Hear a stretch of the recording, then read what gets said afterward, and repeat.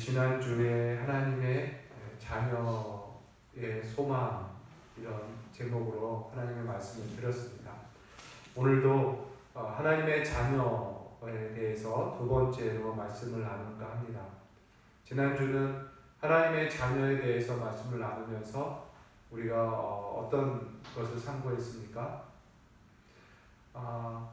우리가 어떻게 인간이 어떻게 하나님의 자녀가 되는가를 지난주에 말씀을 통해서 배웠습니다.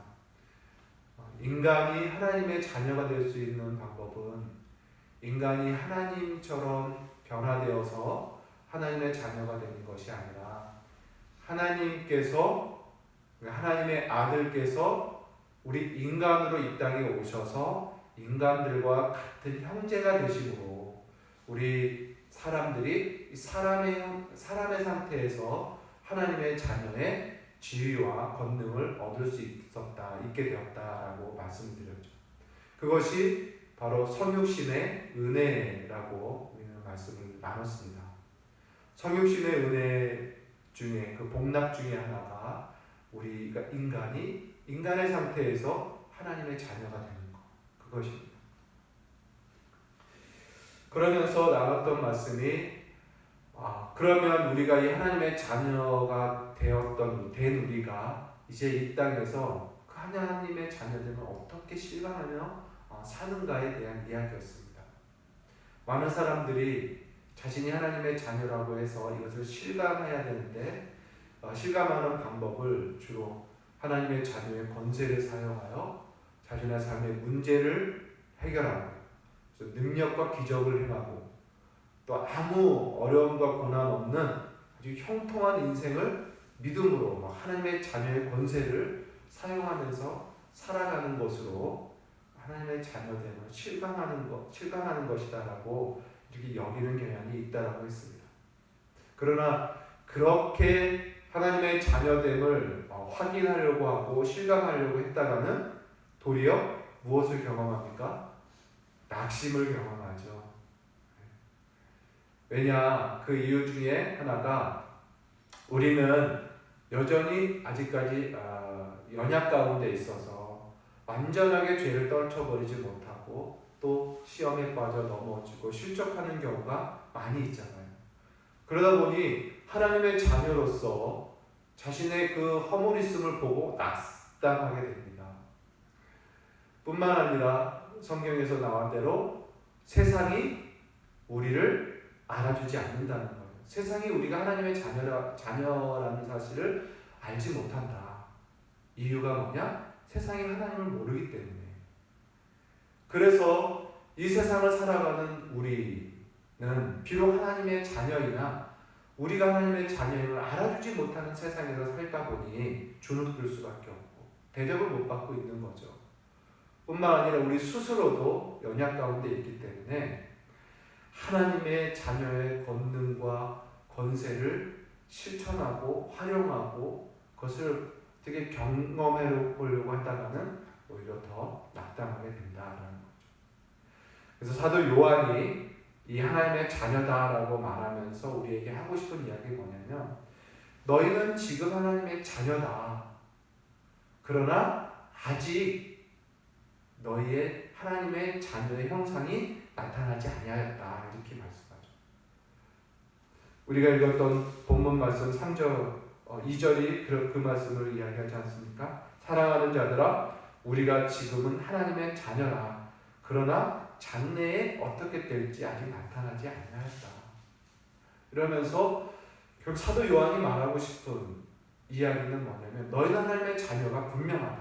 그러나 그 온전한 형상은 아직 나타나지 아니하였으니 이 땅에서 자녀의 온전한 권세를 다 실감하고 활용하고 경험하려고 하기보다는 오히려 장래에 나타날 하나님의 자녀의 그 복된 형상을 소망하며 살아라. 그리고 이 세상을 인내하는 믿음으로 거룩하고 의로움을 힘써 살아가는 그런 삶을 살아라 라고 오히려 사도 요한은 이야기를 하는 거죠. 지난주의 이야기가 바로 그러한 것입니다. 그래서 우리가 하나님의 자녀 라는 이 제목을 가지고 소망을 가지면서 살아야 된다는 것을 지난주에 말씀을 나눴어요. 자, 오늘은 이제 너희가 그 소망 가운데 살면서 그럼 이 땅을 어떻게 살아가야 되는가라는 이야기를 이제 또 해주고 있습니다. 하나님의 자녀가 분명한데 이제 그 자녀됨을 가지고 소망 가운데 살면서 이 땅을 어떻게 살아가야 되느냐, 그 이야기를 오늘 본문이 이야기해주고 있습니다. 오늘 본문을 얼뜻 요약을 해보면 이렇게 요약이 되어질 수 있습니다. 뭐냐면 범죄하는 자는 하나님의 자녀가 아니다. 하나님의 자녀는 범죄하지 않는다. 이렇게 말씀하는 것 같습니다. 죄를 짓는 자는 마귀에 속한 자로 하나님께로부터 난 자는 결코 죄를 지을 수 없다. 이렇게 오늘 본문이 이야기를 하고 있는 것 같습니다. 마치 이 본문의 내용이 검은색을 흰색이라고 말할 수 없고 흰색을 검은색이라고 말할 수 없는 아주 단순한 논리처럼 이야기하는 것 같아요. 하나님의 자녀라면 죄를 범할 수 없고 죄가 없어야 되고 죄가 있다면 그는 하나님의 자녀가 아니라 마귀의 자녀다. 마귀의 자녀라는 증거다. 이렇게 이야기를 하는 것 같다는 거죠. 그러나 여러분, 오늘 말씀이 그렇게 말하는 것 같지만 사실 하나님의 이 오늘 본문의 말씀을 그렇게 이해해서는 안 됩니다. 왜냐하면 그렇게 된 이해는 복음이 아니거든요. 그러한 말은 복음이 아니며 또한 요한일서를 쓴 사도 요한의 의도와도 같지 않습니다.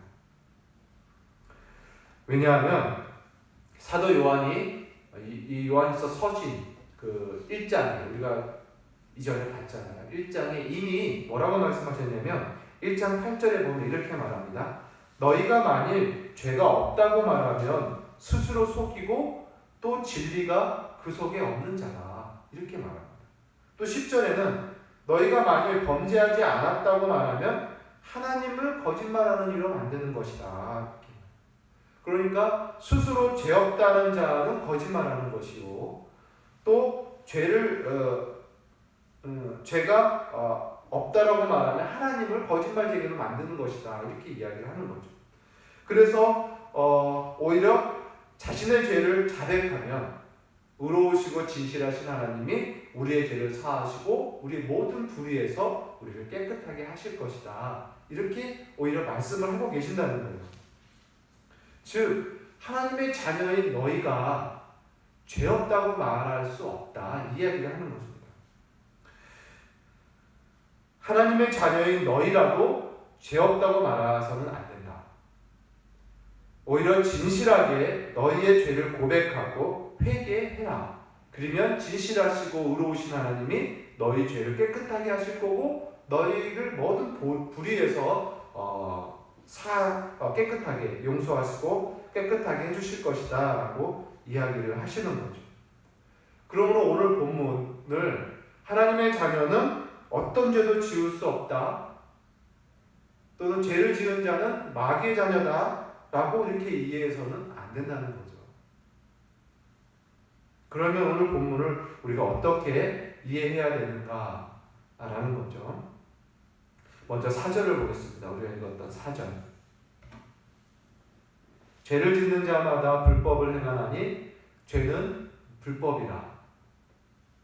자, 여러분 이 말씀이 무엇입니까? 죄를 짓는 자마다 불법을 행하나니 죄는 불법이라. 이것은 죄를 짓는 자마다 어떤 법을 어기는 자다 이런 뜻입니다. 불법의 법을 어긴다는 뜻이잖아요. 이 법은 뭐냐면 바로 율법을 말합니다. 그러니까 죄를 짓는 자는 율법을 어기는 자다 이런 의미입니다.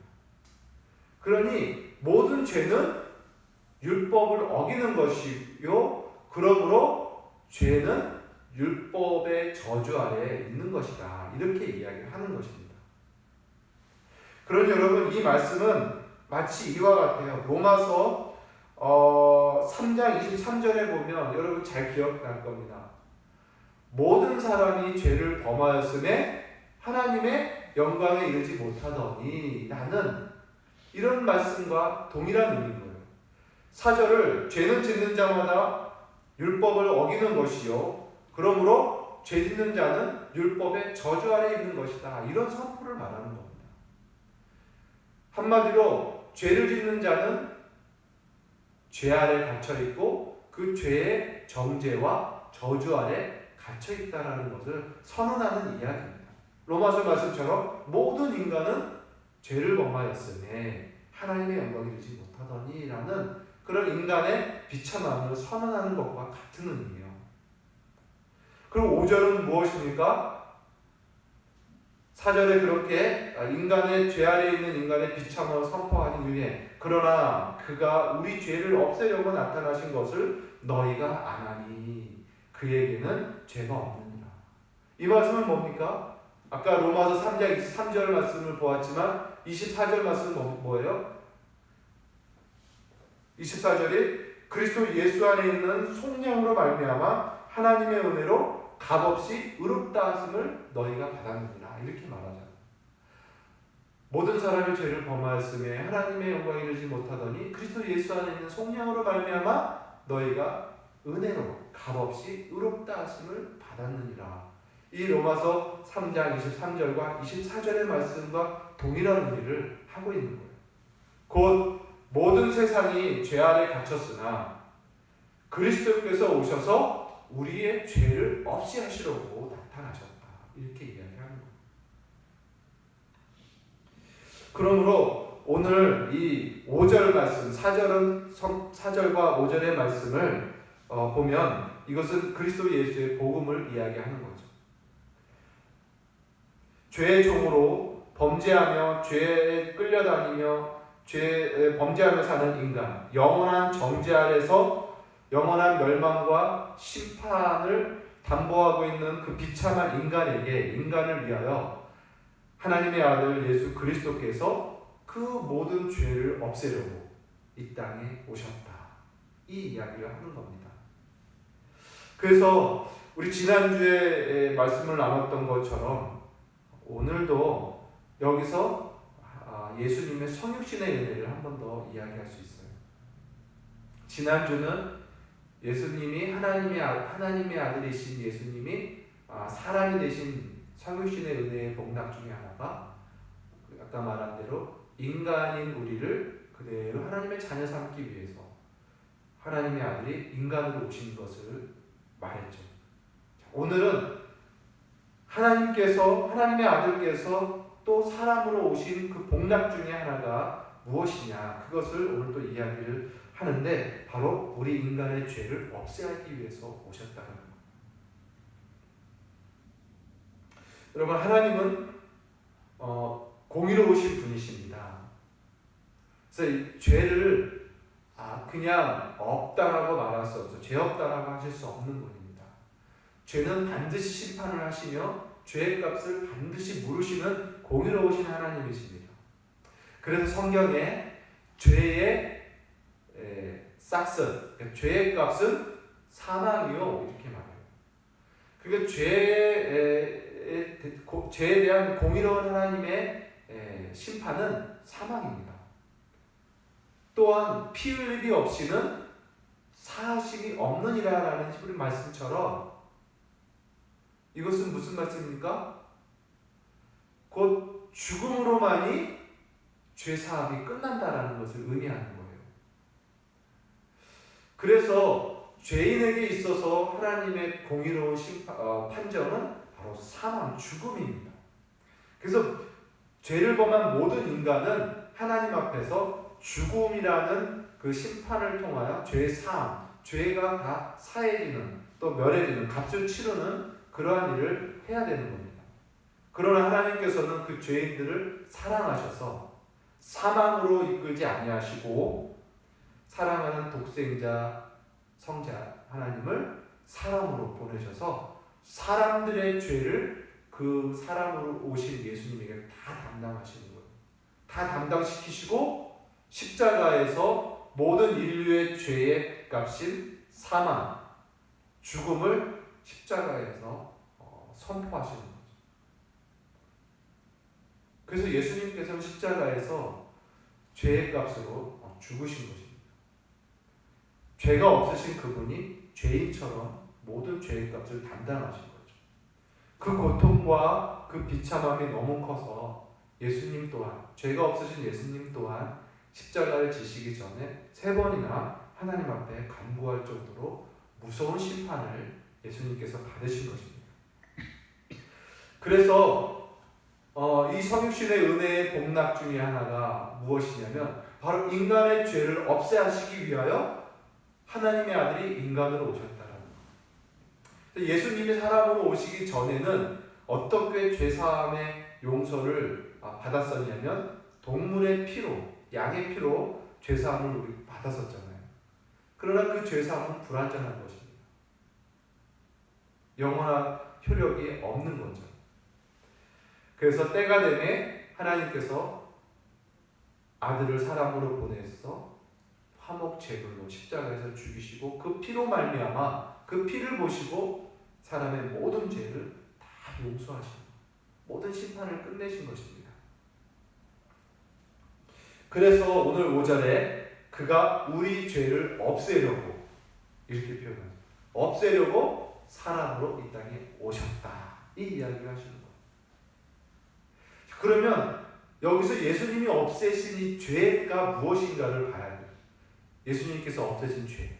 이 죄는 바로 단순한 어떤 죄에 대한 정죄감, 이런 것을 없앤 게 아니라 실제로 죄의 세력을 없애셨습니다. 우리 안에서 역사하는 죄의 권능을 예수님께서 없애버리신 거예요. 그래서 로마서에는 너희가 이전에는 죄의 종이었더니 이렇게 말씀합니다.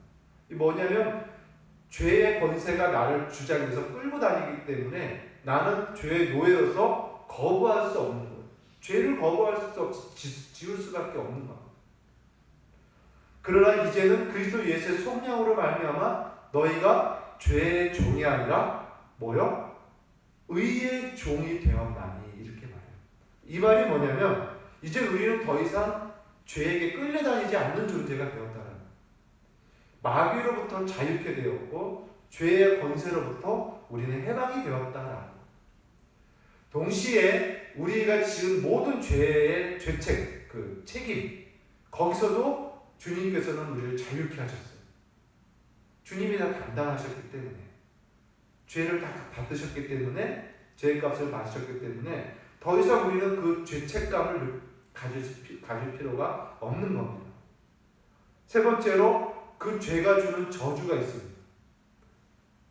하나님의 진노라고도 할 수 있겠고 영원한 형벌일 수도 있고 또 우리의 삶의 모든 어려움들, 죄에 대한 저주 이런 거 있잖아요. 형통치 못하는 이런 불행한 모든 것들이 다 저주 아닙니까? 그 저주에서도 우리가 해방이 되었다라고 성경은 가르칩니다. 예수님께서 이 땅에 사람으로 오신 것은 우리의 죄를 없애려고 오셨다라는 이 죄가 바로 그러한 모든 것을 포함합니다. 그리고 8절에 보니까 뭐라고 말씀합니까? 또 하나님의 아들이 나타난 후반절에 하나님의 아들이 나타나신 것은 마귀의 일을 멸하려 하시리라 이렇게 말해요. 예수님께서 사람으로 이 땅에 오신 것은 또한 마귀의 일을 멸하려 하시리라고 표현합니다. 죄를 없이 하셨기 때문에 이제 마귀의 일도 사실은 없어진 거예요. 마귀가 하는 일이 뭡니까? 죄 짓게 하는 겁니다.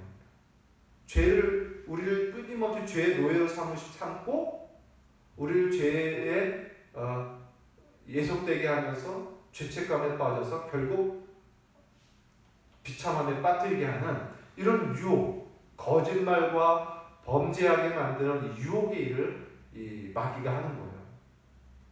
물론 그리고 나중에 사망에까지 끌고 가는 모든 것들을 마귀가 하는 일인데 예수님께서 이 마귀의 모든 일을 멸하셨다 이렇게 말씀해요. 그러니까 여러분 생각해 봅시다.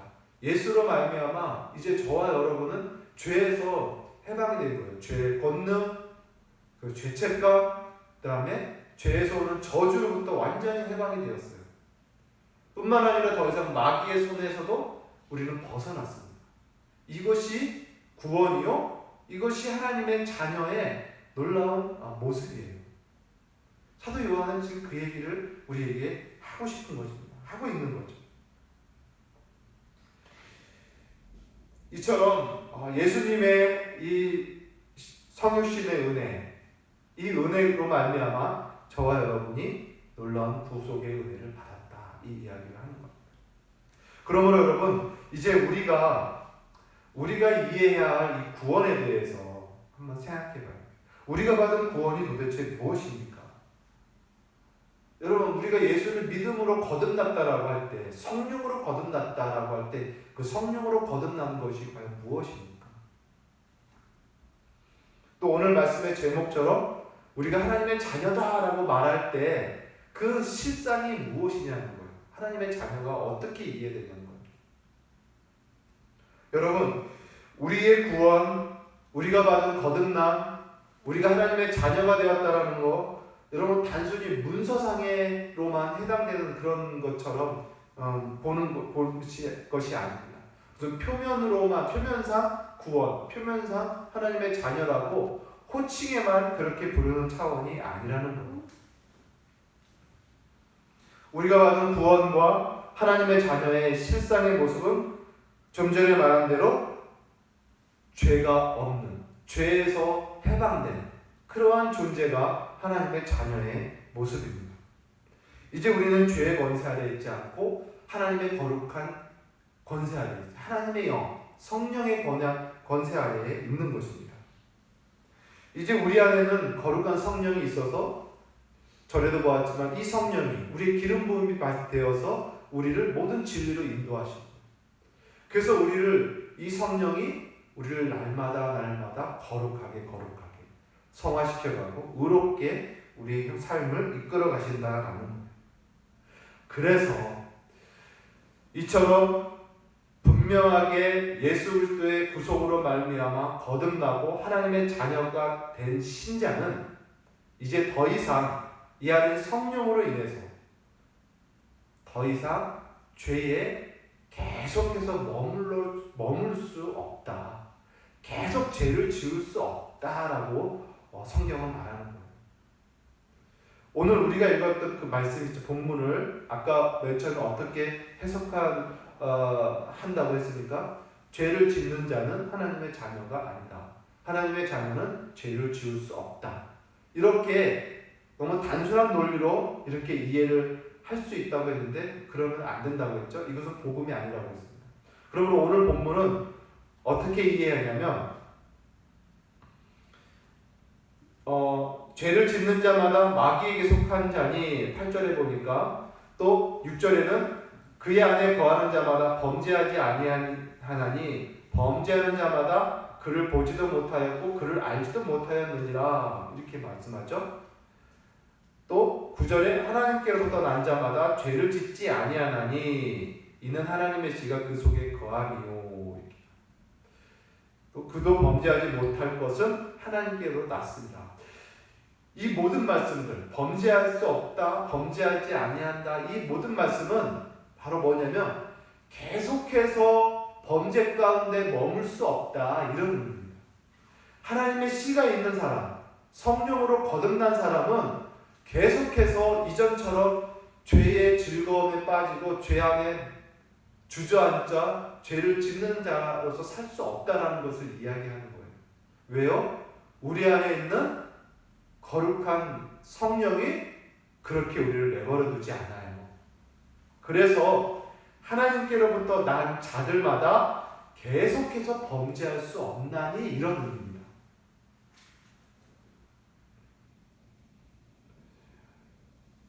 하나님께로부터 하나님의 씨가 그 속에 거하는 자는 계속해서 죄를 짓지 아니하나니 이런 의미인 거예요. 그러므로 지금 사도 요한이 신자들에게 이야기하고 싶은 것은 자녀들아 너희들은 하나님의 아들들이다. 하나님의 자녀다. 하나님의 형상을 가진 자들이다. 그러니 너희들은 소망 가운데 장래의 그 영광스러운 소망을 갖고 살아라. 그러면서 동시에 이 미혹당하기 쉬운 이 세상을 살면서 살아가더라도 혹 죄에 빠지고 넘어지더라도 두려워하지 말아라. 하나님 앞에 나와 자백하고 고백하고 거룩하게 깨끗하게 씻음을 받아라. 왜냐? 하나님의 신자는 계속해서 죄에 머물 수 없다. 너희 안에, 우리 안에 있는 성령이 우리를 계속해서 죄에서 벗어나게끔, 죄에서 피하게끔, 죄를 떨쳐버리게끔, 죄에서 일어나서 도망가게끔 성령이 우리를 이끄실 것이다 라는 것을 이야기하고요. 결국 이 말씀은 사랑하는 자녀들이여 거룩한 삶의 싸움을 끝까지 싸워라. 포기하지 말아라. 낙심하지 말아라 라는 말씀을 하고 있는 것입니다. 사랑하는 성도 여러분, 이제 우리가 이 말씀을 통하여 두 가지를 조심해야 돼요. 한 가지가 뭐냐면 이 땅에서 완전하게 죄가 없는 거룩한 상태가 될 거라는 그러한 잘못된 생각입니다. 이 세상, 이 땅에서는 우리 인간은 완전할 수가 없습니다. 그래서 교만할 수가 없어요. 다 겸손하게 하나님을 늘 주목하며 늘 깨어서 살아야 되는 거죠.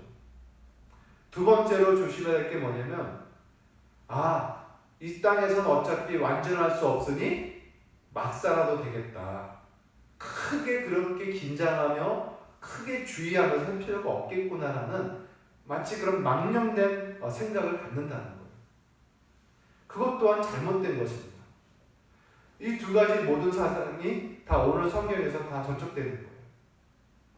오늘 하나님의 말씀은 완전할 수 없으나 소망 가운데 살며 그 완전함을 이루어가는 거룩한 성화의 삶을 힘있게 살아갈 수 있는 존재가 되었으니 너희들의 신분에 맞게 힘있게 살아가라 라고 권면하고 있어요. 그러면서 동시에 완전하지 못하다고 죄에 빠져 있으면 그것은 마귀의 자식이다라고 오히려 경고를 하고 있는 것입니다. 여러분, 오늘 말씀을 통해서 저와 여러분이 이제 하나님의 자녀가 되었다라는 것이 얼마나 이런 놀라운 은혜에 있는지를 다시 한번 확인했으면 좋겠습니다. 하나님의 자녀의 실상, 이것은 저와 여러분에게, 저 여러분 안에 거룩한 씨가, 하나님의 씨가 있고 거룩한 성령으로 우리 날마다 하나님의 아들의 형상인 거룩함과 의로움을 온전히 이루어가는 그러한 복된 자녀의 실상을 저와 여러분이 가졌음을 여러분 기억하십시오. 그래서 그 두 가지를 조심하시고 특별히 그 완전함의 기준에 자신을 대하여서 낙심하여서 절망 가운데 주저앉아서 죄와 싸워 이길 힘마저 빼앗겨버리고 나는 안 돼, 난 역시 안 돼 라고 하면서 자기 연민에 빠져서 계속 죄 가운데 머무는 그러한 미련한 모습을 우리는 벗어야 되고, 또 반대로 완전할 수 없으니 아무렇게나 살아도 되는 줄 알고 막 사는 망령된 그러한 생각을 갖는 것 또한 우리는 멀리해야 됩니다. 그것은 마귀의 일이라는 거죠. 오늘 저와 여러분이 말씀을 통해서 그런 은혜를 굳게 붙잡고 되기를 바랍니다. 하나님을 보는 자, 하나님을 아는 자는 우리가 첫 시간에 말했죠. 날마다 하나님과 사귐을 갖는 자예요. 이제 하나님의 형상을 받은 우리는요, 하나님을 알고 하나님을 보는 자니 하나님과 사귐을 갖는 그런 신자예요. 또 하나님과의 사귐을 통하여 그 하나님의 거룩한 얼굴을 배우면서 우리도 날마다 거룩해져가고 의로워진다는 이런 놀라운 사실을 여러분 기억하시기 바랍니다. 주의 얼굴을 대하면서 주의 얼굴처럼 변화되는 거예요. 그리고 점점 죄를 미워하고 세상의 즐거움을 미워하고 육체의 즐거움을 미워하고 도리어 거룩하고 의롭고 참으로 성결하며 평강과 사랑과 하나님 나라와 의를 구하는 그러한 사람으로 점점 더 성장하고 거기에 열망이 더 커져가는 그런 아주 존귀한 자의 모습으로 우리 날마다 변화되어 가는 것입니다. 저와 여러분이 이러한 은혜가 항상 있기를 바라고, 이제 2주간에 걸쳐서 말씀을 나누니 하나님의 자녀, 이 모습을 우리가 굳게 붙잡고 소망과 또한 기쁨과 확신과 능력으로 이 땅에 거룩한 형상을 이루어가는 귀한 성도들이 다 되기를 주의 이름으로 소원합니다. 기도하겠습니다. 살아계신 하나님, 은혜와 사랑을